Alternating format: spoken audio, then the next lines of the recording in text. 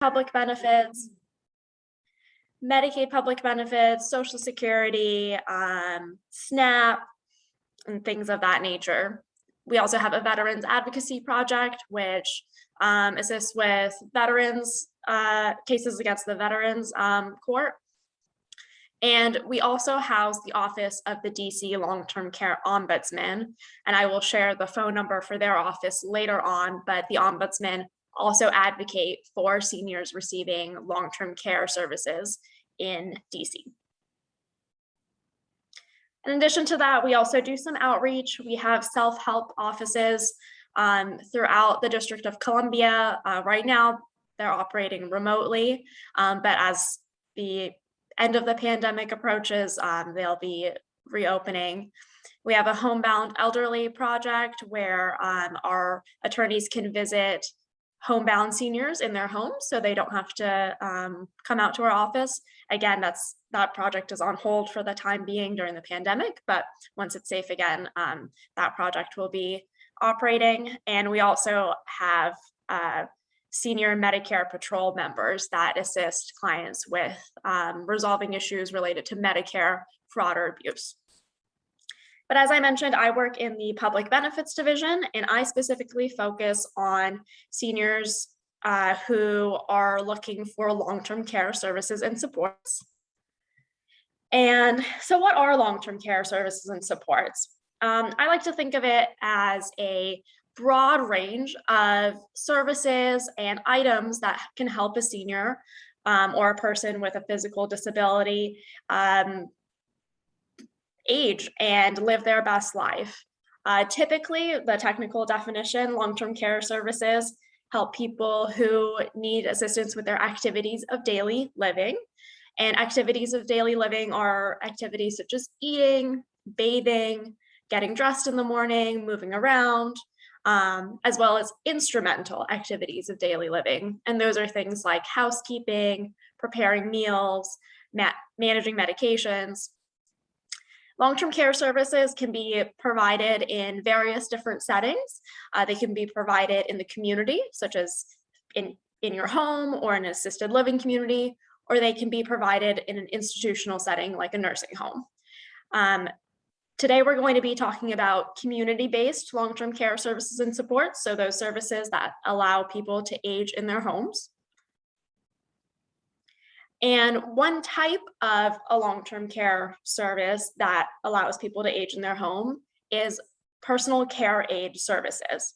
And personal care aid services are, personal care aides are people who can come into your home and assist you with those things that I just mentioned: eating, bathing, dressing, medication management, just household tidying up, those types of activities that a person might need to be able to live safely in their house.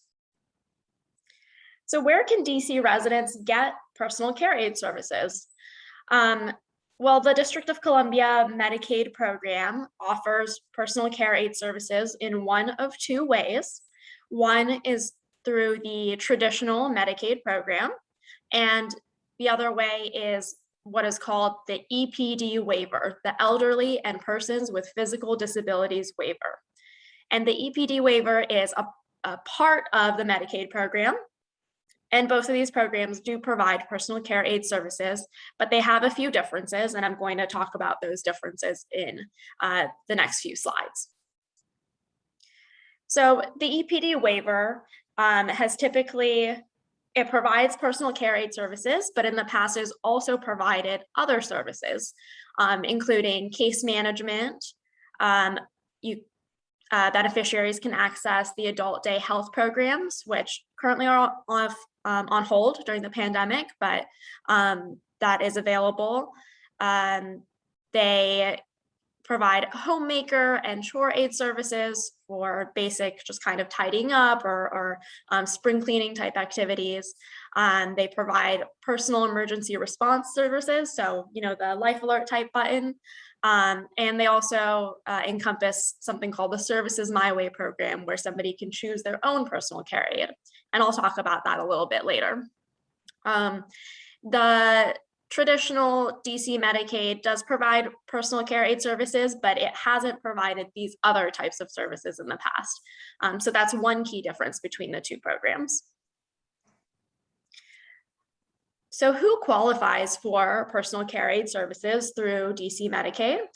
Well, typically the people that qualify will need to meet something called nursing home level of care. And the way that's determined is an applicant for personal care aid services will be assessed by a nurse. In the times before the pandemic, a nurse would visit the applicant at their home, would observe them and ask questions. During the pandemic, these assessments are being done over the phone, but they still do ask a long list of questions relating to the applicant's health, their medications, their ability to do different activities like bathing and eating and dressing. And the applicant can also share their medical records with the nurse. And after asking all these questions and looking at the records, the nurse then inputs it into a system, and that will result in a level of care score. And this level of care score is what determines if a person is eligible to receive personal care aid services in the District of Columbia.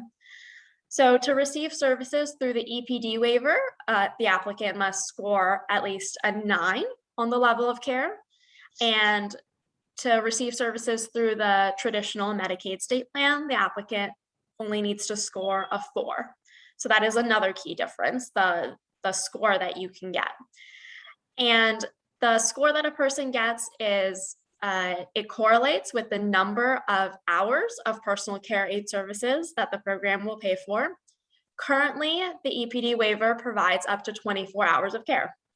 However, that is going to change after the pandemic. I believe the District of Columbia has shared that around summer of 2022, the maximum number of hours available on the EPD waiver is going to be 16 hours of care per day. And through the Medicaid state plan, the traditional state plan, applicants can receive up to 8 hours of care per day. So that's another key difference, is the number of hours that applicants can receive. In addition to the level of care score, applicants for personal care aid services also have to meet the financial guidelines. For the EPD waiver, the guidelines, they vary year by year, but there's an income and a resource limit, and resources are things like your savings or a second house. For 2021, for example, the income limit was $2,382 per month, and the resource limit was $4,000. And for the traditional Medicaid state plan, there is also an income limit. And in 2021, that was $1,073 per month. That's another difference, is the amount of, is the financial guideline differences. Okay, so we talked about, who qualifies and what kind of services are available under the EPD waiver, but how does somebody receive these services? Well, the District of Columbia has a kind of a no wrong door policy where applicants can call the Aging and Disability Resource Center. It's a part of DACL, which I understand the VETS group partners with. And the ADRC, the Aging and Disability Resource Center, assists in starting this application. The phone number is right there on the screen. I'll leave the slide up for a little while if anybody would like to write down the phone number, but it's 202-724-5626. And the ADRC will help in getting the application for the EPD waiver started. And in addition to getting the application started, an applicant will also need their doctor or a registered nurse to fill out a prescription order form recommending that the person be assessed for personal care aid services. My apologies. And And this form is actually now available online, so it's made it much easier for doctors to be able to quickly submit it and get the process started. Once the prescription order form is filled out by your doctor, somebody from a company called Liberty Healthcare, it's a partner of the DC government, will call you and do the assessment that I talked about earlier. Like I said in the past, the nurses from Liberty Healthcare would visit applicants in their homes and observe and ask questions. For the time being, for everybody's safety, they're doing these assessments by phone, but they're still asking the same questions. Applicants have the opportunity to have their family members and other support persons on the phone with them or in the room with them, if they would like their input. If an applicant has a guardian or a power of attorney, that person can also be a part of the assessment and help answer questions. And in addition, translation services are available for these assessments. So if a person would rather have their assessment conducted in a language other than English, they can request that in advance. And as I mentioned earlier, the assessment will result in a level of care score. And like I said, for the EPD waiver, the score that you need is a 9, and for the state Medicaid plan, it's a 4. And so if you go through the assessment and you applied for the EPD waiver and you score a 5, you can still qualify. You might still qualify to receive personal care aid services through the traditional state plan. So that's what I mean by a kind of a no wrong door. There's 2 possible ways for people to get services if they fit into either category. But once the assessment is completed, the Department of Healthcare Finance and the Department of Human Services within the District of Columbia process the applications. This takes a couple weeks sometimes, but usually after a person has been approved, within 2 weeks, they will be assigned a case manager through a case management agency. And the case managers are a point of contact for the beneficiary to coordinate their services, to help them find a personal care aid. And if they want services that are not personal care aid services, such as adult day health programs or a chore aid, the case manager can help coordinate all of those things together. Once a person is approved for the EPD waiver or for the traditional Medicaid state plan, once they start getting their personal care aid services, every year after that, they will be reassessed again by Liberty Healthcare to see if they still qualify for the services, and to if their condition has changed, then they require more services. That's an opportunity at that annual review to request more services. But of course, if throughout the year before the annual assessment, a person's condition changes, for example, if they suffer a fall or hospitalization, they're able to request a new assessment and increase their services accordingly. So that was a pretty broad overview of the personal care aid services that are available in DC. There are a couple special kind of unique things that I do want to touch on, because I in my experience, a lot of beneficiaries of the EPD waiver like to know about these services. And one of those is Services My Way. And I mentioned this before, but Services My Way is a program within the EPD waiver where the beneficiary can choose their own aids. So typically, when somebody is on the EPD waiver, they can get a personal care aid through a home health agency. It's most likely somebody they don't know. It's paid through the government. But if you have a family member or a trusted friend or relative you would rather provide your personal care aid services for you, you can apply for Services My Way. And through Services My Way, the beneficiary gets a budget, and they can use that budget to pay their personal care aids, the ones that they choose. The person that you choose does have to go through a few steps. They will have to go through a CPR training and a short personal care aid training. But other than that, you can direct your services and choose who provides your services. In the last year or so, Services My Way has definitely grown. Many more people are opting to receive their services from relatives, which is absolutely understandable, especially during these times. I referenced this throughout the presentation a little bit, but I do like to provide this information. So as we all know, the pandemic has been an interesting and kind of chaotic time for a lot of people. And there's been a lot of changes going on with the EPD waiver and the Medicaid state plan. And once the official public health emergency is lifted in 2022, there are some changes that are expected to happen to the program. And so I just wanted to share some of those with you all. So as I mentioned, currently the EPD waiver provides a maximum of 24 hours of care, but that will be changing. We expect that in summer of 2022, that cap will be at 16 hours of care per day. So that will be one change. A slightly different change. Some of the services that typically have been only available under the EPD waiver, like the personal emergency response system, the Life Alert, and some physical therapy and occupational therapy services, will also be available to the traditional Medicaid state plan beneficiaries as well. So that program is going to be expanding a little bit so that everybody can access some of those services. And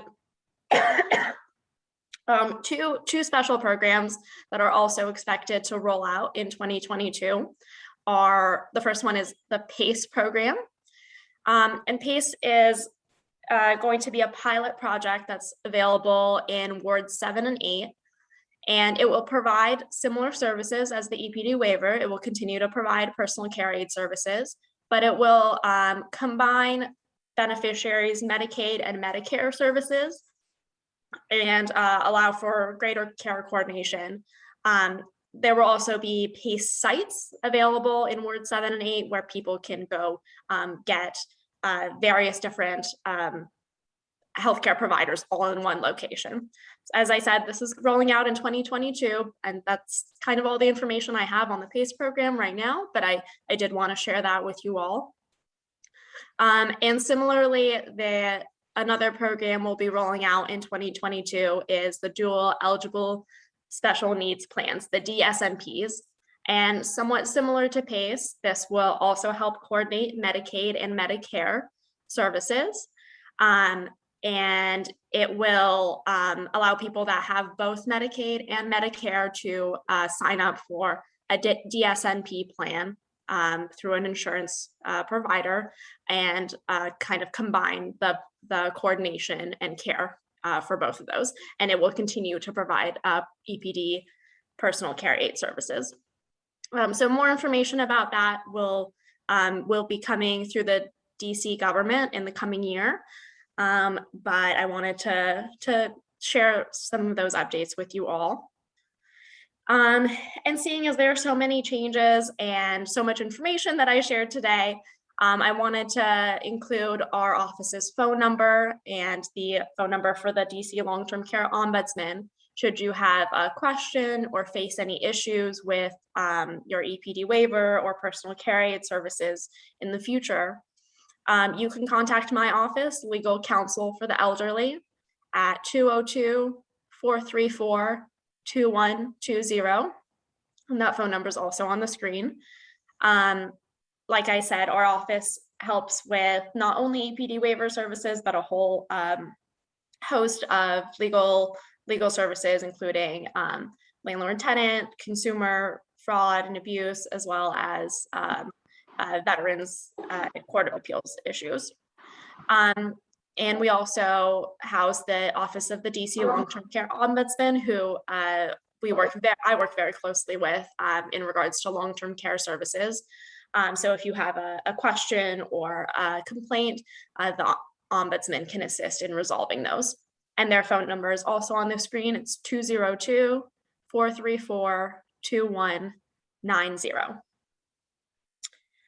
Okay, and my next slide is just, questions. So I'm going to go back to the last slide with the phone numbers in case you need more time to to write it down. But if anybody has any questions at this time, feel free to let me know. I know we covered a lot of information today. I have a question. Sure. It's about the Liberty. The Mhm. lady came and assessed me yesterday, and she said they doing it over the phone. They just asked me questions, Mhm. and then she gave me her email, and when she gave me the email, it wouldn't open up. So she said I had to have 6 places that would help me as a home care aide, to have a home care aide come into my house. But she said I needed 6 of them, and they would choose after that which one that would probably I'd be eligible for, or but I couldn't get the email to open up. So can you help me with that? So she sent you an email with the 6 options. Is that Yes. what Yes. happened? Okay. Yes. If she emailed it to you, did you receive the email? Were you able to?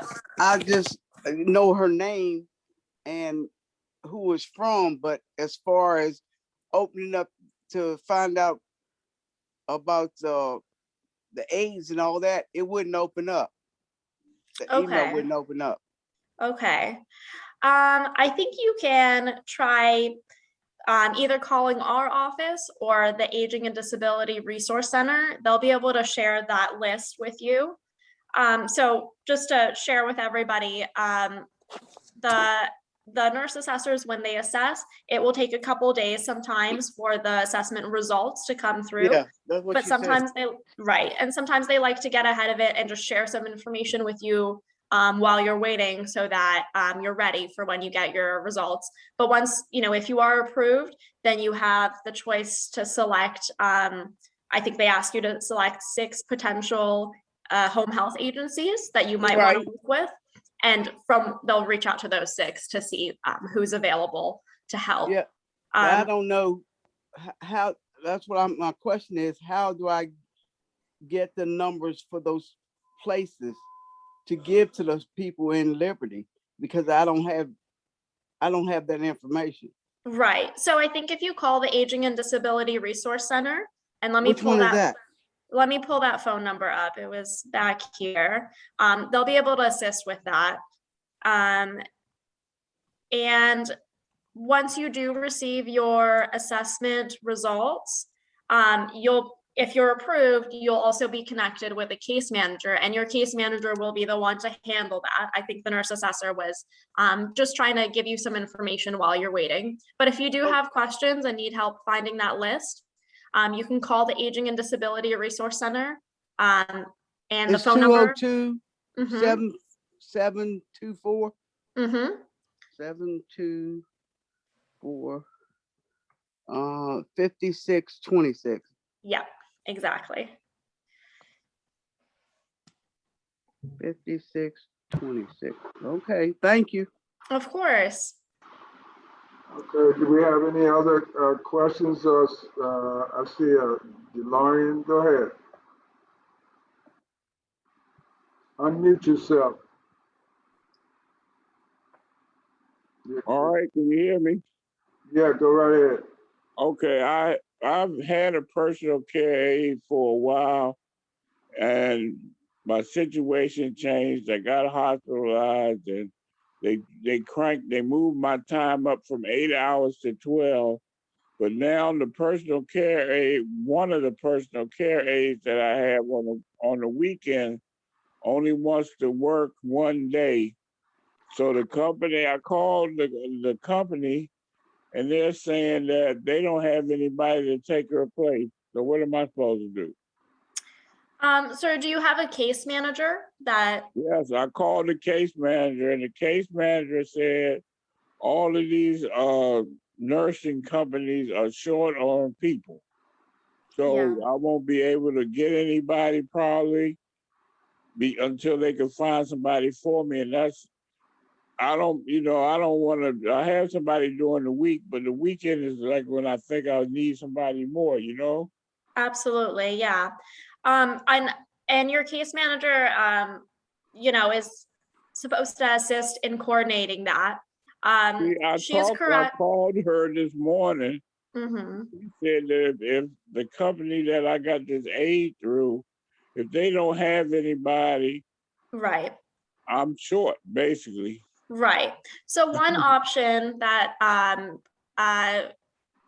might work for people who are facing that issue, and you're right, there are a few companies that are facing staffing shortages. But one option is to either switch to a different home health agency or use two. So, for just the weekends, using a different home health agency. I'm going to refer you to my colleagues at the Office of the DC Long-Term Care Ombudsman. Hold on, let me get a pen. Wait a minute. Yeah, and they work on these issues specifically regarding the staffing. But Okay, hopefully, I'm ready. okay. And so the phone number is 202 434 Yes. 2190. So what I call them and tell them what I just told you. Yes, if you let them know that you don't have a personal care aide but you're approved to have one on the weekends, they should be able to assist, and they can likely even connect with your case manager to help find either a new person or a new agency to work with. All right, thank you very much. Of course. Okay.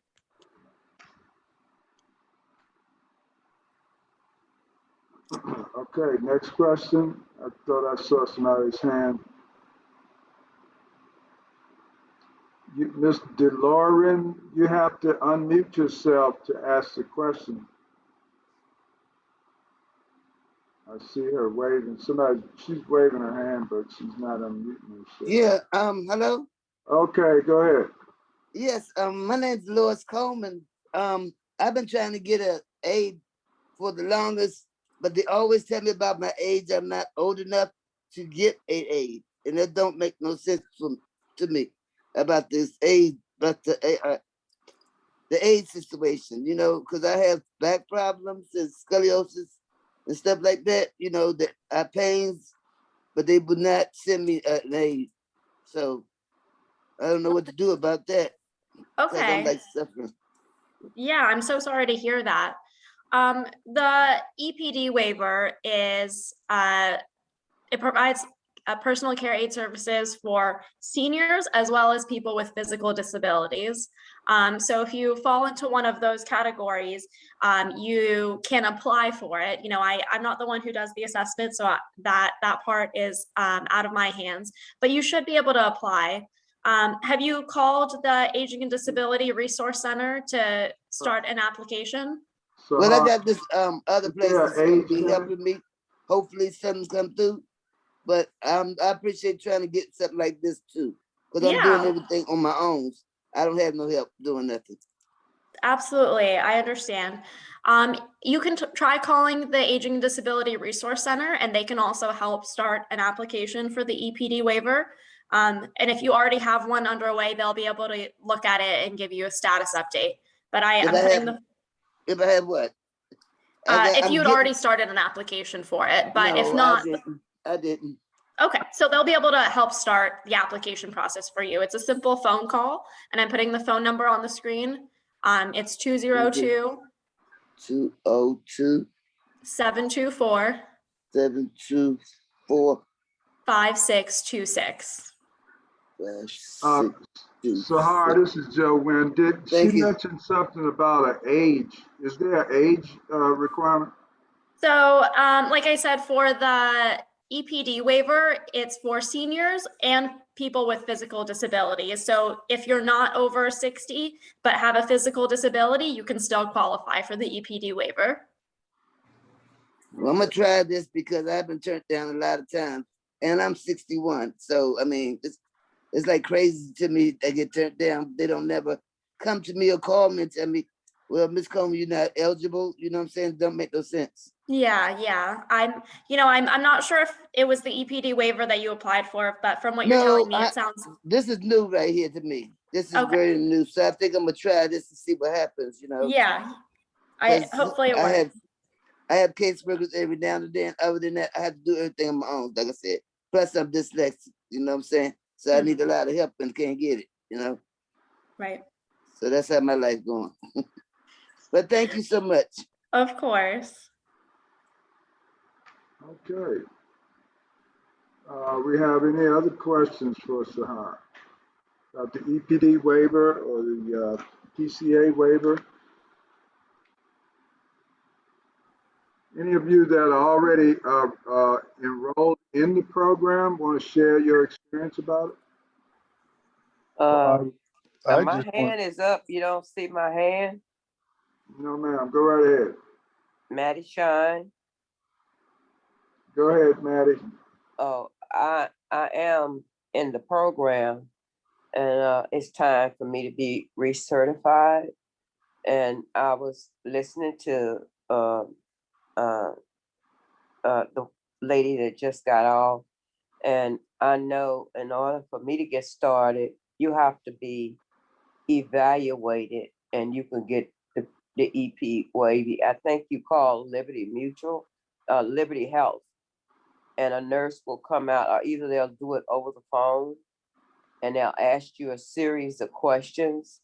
So be ready to talk about your health, and they can certify you virtually. If someone needs to come out, someone will come out, and you don't have to be 65. As long as you have a disability and you're in pain, you qualify. You don't have to be 65 and older. You just have to qualify physically, and you, from what I heard, you do qualify.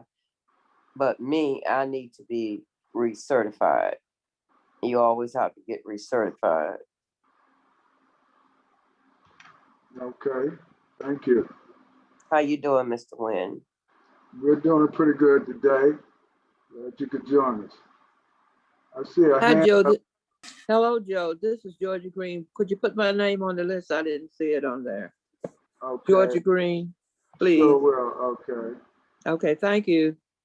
What list is that, sir? Mr. Wynn? We on your screen. Oh, okay, I didn't see it. Okay. Said Georgia Green. Yeah. Okay. Mm-hmm. I have Do you another have- question.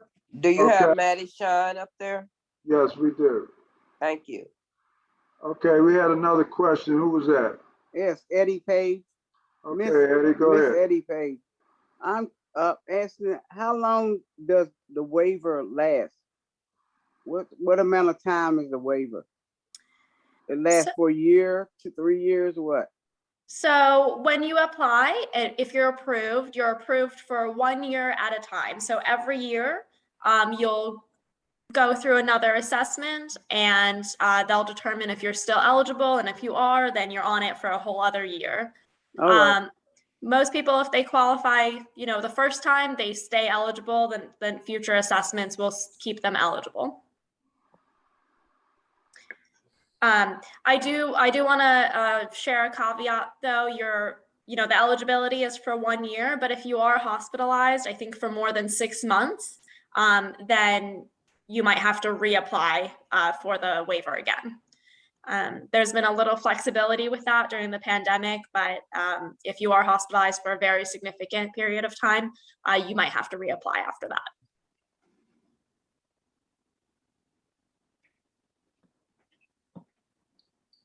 Any other question? Could I ask another question? Join the meeting. Go right ahead. Ask your question. Are you talking to Maddie Shine?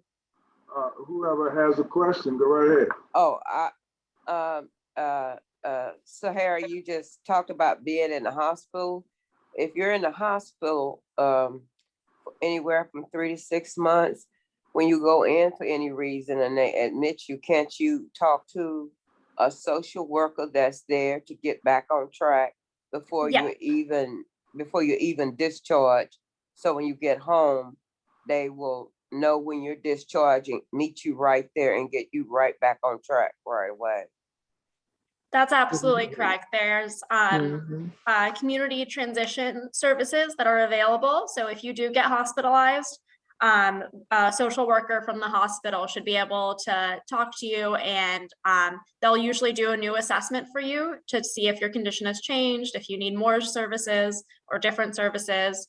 And they should help set it up so that you can transition smoothly from the hospital back to your home. And they could set it up while you're in the hospital before you leave, right? Yes, exactly. So that, you know, you don't have to wait once you return home. It should be ready for you once you go home. Thank you so much. I appreciate it. Of course.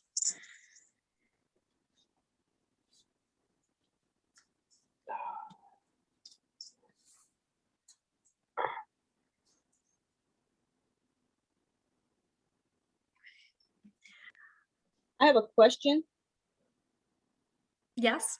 Yes, if my mother has to temporarily go to my brother's house in Maryland for a month, how does that work with the caregivers? And she has an EPD waiver already? That might be something that you can coordinate with the home health agency directly to see if they can stop services for a month and pick them back up. I am going to refer you to the long-term care ombudsman. Let me pull that phone number up again, just because they work more closely with the staffing issues. And so they'll be able to answer questions. But if your mother is approved for the EPD, she's, you know, allowed to get those services again when she comes back after that month. No, I but was saying obviously, that, no, the question is, how can she be serviced while she's there for 30 days? so what I was going to say is that the EPD waiver is limited to DC. And so to my knowledge, they won't be able to bring any personal care aid services if she leaves DC. Issues? I'm paper towels. Thank you. Okay.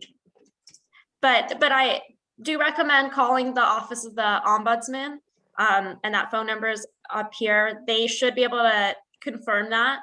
But I do know the EPD waiver is for DC.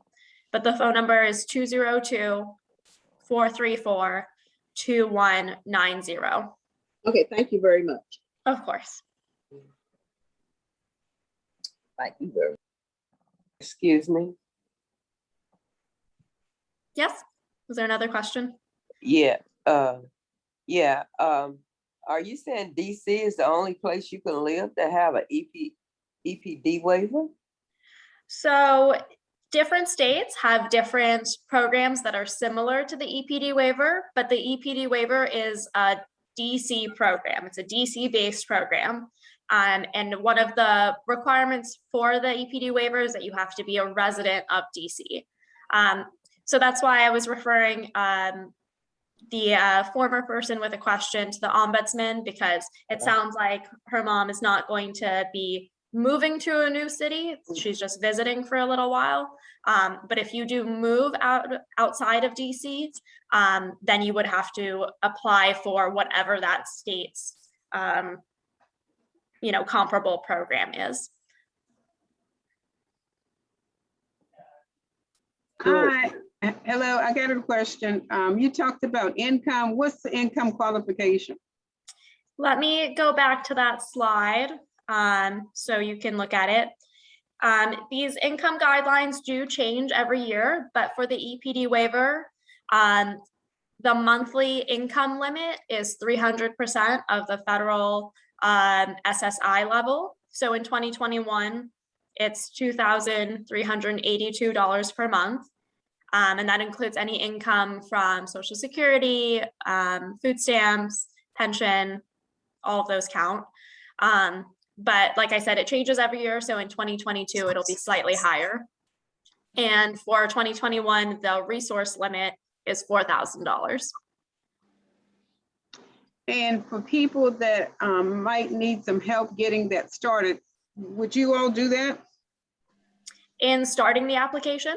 Starting the application, following up, those kinds of things, because everybody might not be at the same level of being able to do this. Absolutely. And so for starting an application, you can call the Aging and Disability Resource Center, and they're the ones that start the applications and do all the follow-up until a person is approved. And once a person's approved, then they should receive a case manager also. And their case manager is their point of contact going forward to ask questions, to follow up, to do recertifications and things like that. But to get an application started, you can call the Aging and Disability Resource Center. Please. And that phone number is 202-724-5626. Thank you. Of course. So, Sahar, this is Michael. My hand is up. I don't know if you guys can see it. Yeah, go ahead, Michael. Just a question. I'm 63 years of age. I am disabled, but I'm functional. I have pain and everything, but I can do most things, you know, moderately. Well, is there anything I can do now to better position myself to be eligible for either of these programs should things get worse? Thank you so much for sharing, Michael. Well, you know, I'm glad to hear that you're doing well now. Like I said, for registering for either the EPD waiver or the Medicaid state plan, for both of those, there is an assessment process through Liberty Healthcare, and they ask a series of questions, and they look at some of your medical diagnoses and medications, and from there they determine what level of care you might need. Some people, you know, only are approved for and only need about, you know, 4 hours of care a day, just to help with a few things around the house. And so there are different levels to that. So, you know, as you age, as anybody ages, and their condition changes, you know, there's absolutely a possibility to still get services. And it's that assessment process that will let them know, you know, what level of care the person might need. In terms of, you know, better positioning yourself, a piece of advice that I like to share with all my clients and the people I work with is, in this assessment process, it's so important to be honest and very kind of detailed and robust in the way you answer questions. You know, as you can imagine, they ask many, many questions, and sometimes they're yes or no, or, you know, on a scale of 1 to 10. I find that it's really important to share with the nurse assessor your real experience and give details about, you know, the types of things that you can and can't do. And I think, you know, for most people, it's that level of detail and being fully honest that makes a difference in the assessment. Follow-up question. I got a question. What would be the main reason that people are rejected?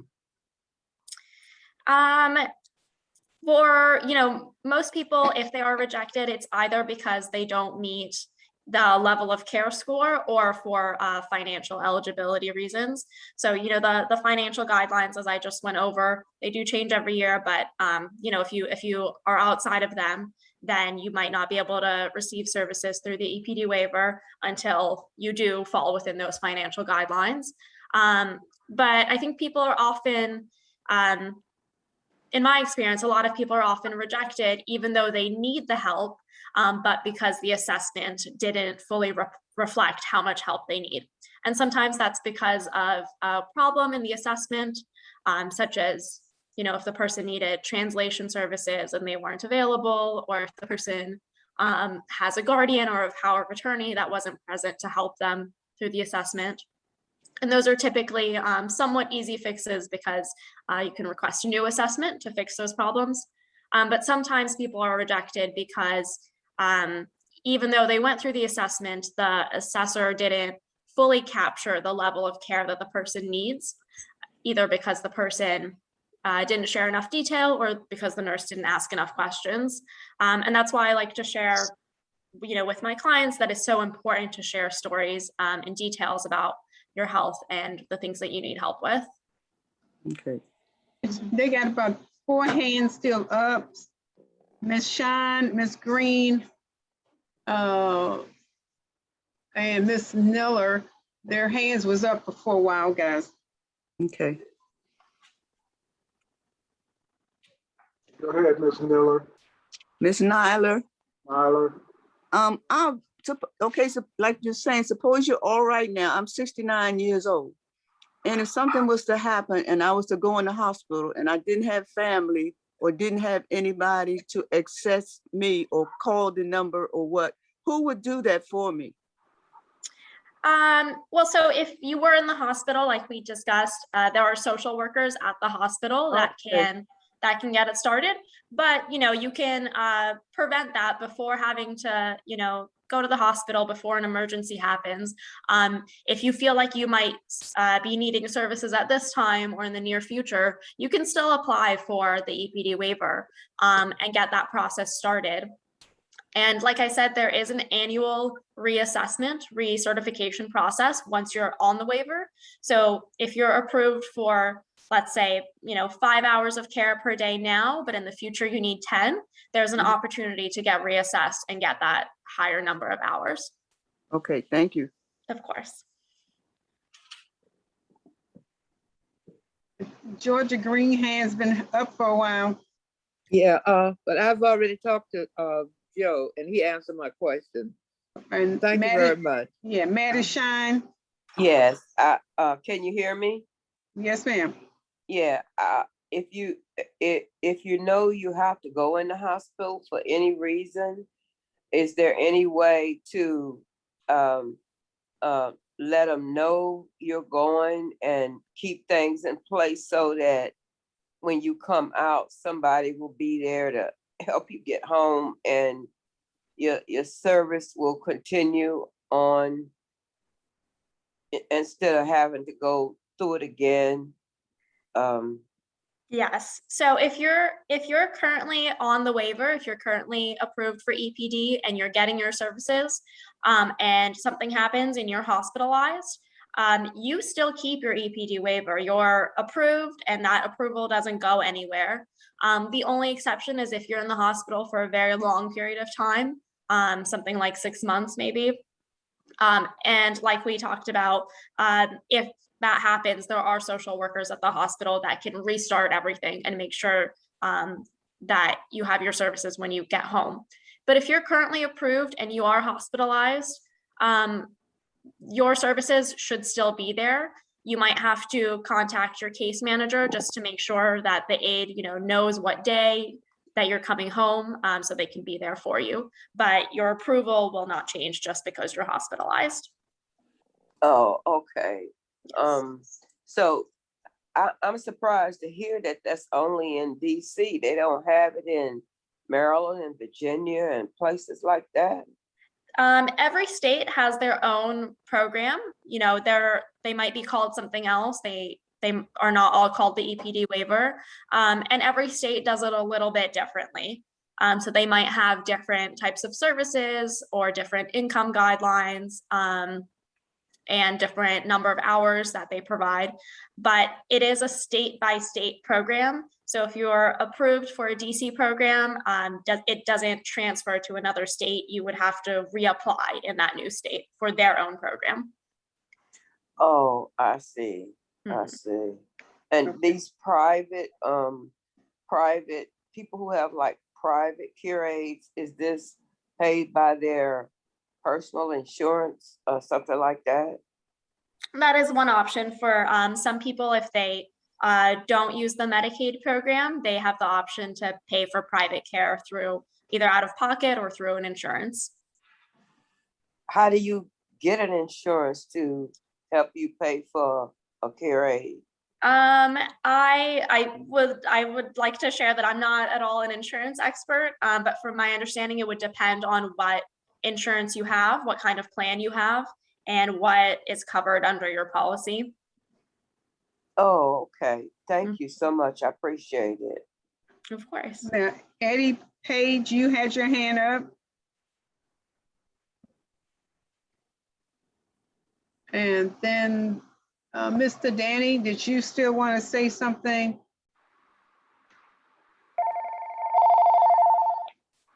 Okay, there's. Yes. Yeah, go ahead, sir. I was just acknowledging that I was here in class, that's all. Well, thank you. No, I haven't been in a little while, but I just wanted to let her know. Okay, thank you for joining. Thank you. Okay, does somebody else have their hand up? No, Yeah. looks like we got, we'll take a couple of more questions and then we're gonna get ready to close out. Okay. Is it all right if I ask the question? Maddie Sean? Okay, go ahead, ask your question, and then we're gonna get ready to wrap it up for this session. Okay. I have fibromyalgia. I don't know if anyone knows what that is. Along with the fibromyalgia, I have a lot of other health problems. When you have an illness that they can treat, but it's not going away. It's not going away. How do you address it? Because it causes me a lot of pain. I'm usually in pain every day. It's over my entire body. I'm so sorry to hear that. You know, I'm not a medical expert, so I think that might be an appropriate question for your doctor. But well, I know, was trying to find out how you address it with the Epd waiver. I know you have to be certified every year, but I found out this is one of those things that's never going to go away, and I guess I'll have to be certified every year. And I just wanted to understand what it was like for Maryland and Virginia. Is it any way to get information? So I have to live with this for the rest of my life. It requires that I take good care of myself and get a lot of rest and do what's necessary to keep living. I I absolutely understand. If you're looking for information on the services available in Maryland or Virginia, I think if you still contact the Aging and Disability Resource Center, they'll be able to direct you to the offices for the programs in those different states.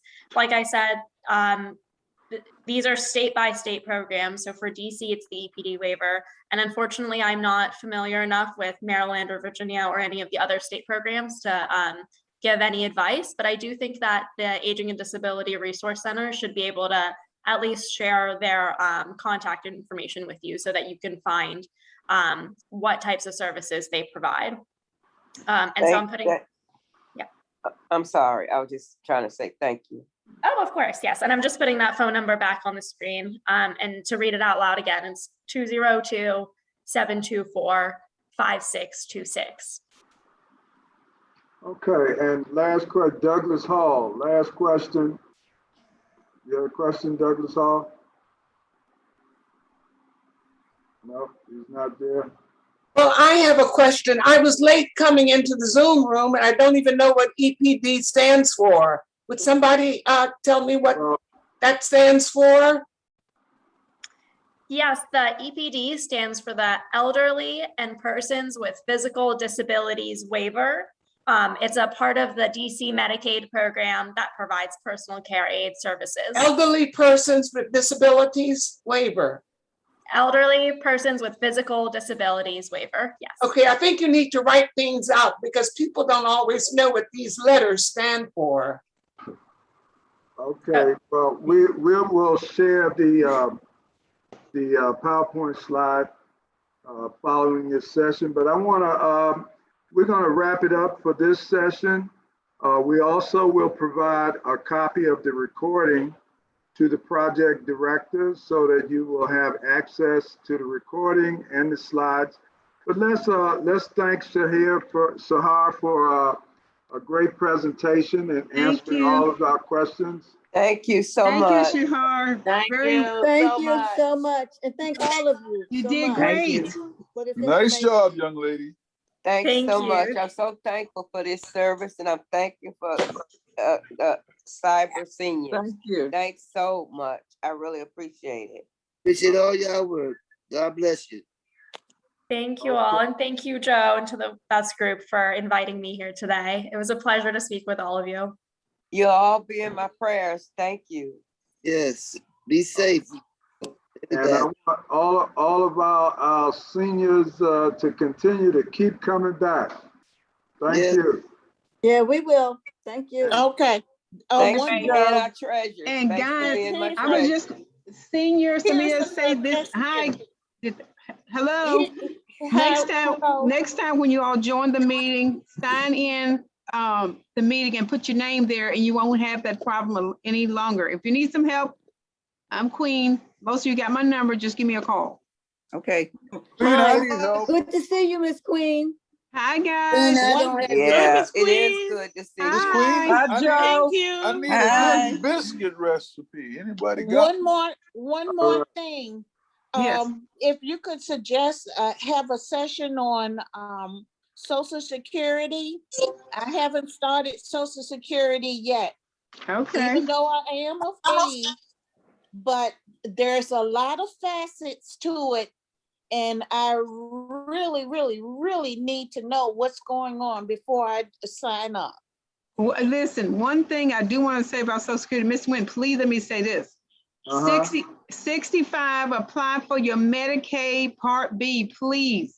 There's going to be a penalty every year when you don't do it. I'm in that category now and I'm just suffering.